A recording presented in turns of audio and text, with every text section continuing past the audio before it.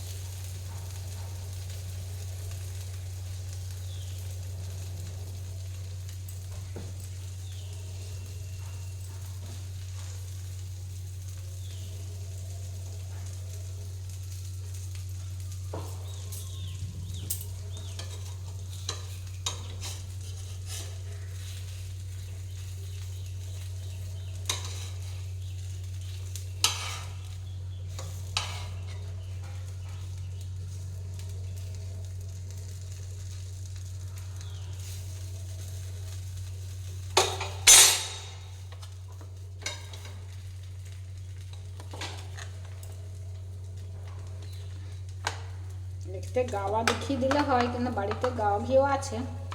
Batter আমলের বাটারটা নষ্ট হচ্ছে, কেউ খাচ্ছে না। আমি বললাম আজকে পাটিসাপটা পিঠা বানাবো, ওতে দিয়ে দেবো।